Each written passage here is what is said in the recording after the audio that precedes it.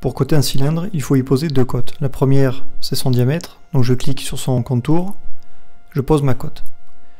Si je ne souhaite pas afficher le diamètre mais plutôt le rayon, je fais un clic droit dessus, je me déplace sur type et je choisis rayon. Je peux à tout moment revenir, type et taper diamètre. Pour ce qui est de la hauteur, je me déplace sur le rebord et quand l'arrêté est bleu, je clique et je peux ainsi coter sa hauteur. Pour les formes rectangulaires, je clique comme ceci et je pose ma cote soit le long de l'axe vert, soit le long de l'axe bleu. Si je suis sur le long de l'axe bleu, ma cote va être en l'air. Ici, elle va être sur le sol. Je clique. Je fais de même pour sa hauteur, soit le long de l'axe vert, soit le long de l'axe rouge, c'est au choix.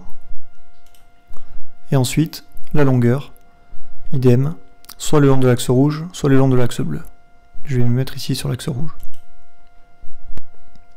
Pour les traits, si je clique dessus, que je me déplace perpendiculairement, on voit bien le pointillé rose, donc ça prouve bien que je suis perpendiculaire à mon trait.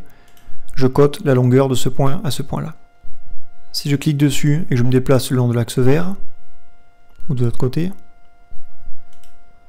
je mesure la distance qui sépare ce point à ce point le long de l'axe rouge. Même principe ici, je mesure cette fois dans l'autre sens. À partir du moment où les inférences sont affichées, on peut coter tout ce que l'on souhaite. Je peux me mettre ici sur le point milieu, sur l'extrémité en haut, et coter cette hauteur. Je peux coter la distance qui sépare cette extrémité de celle-ci. Dans ce sens-là aussi.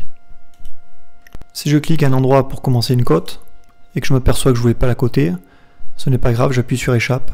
Ça m'annule la cotation et je conserve l'outil cotation. Je peux ainsi coter un autre élément du dessin.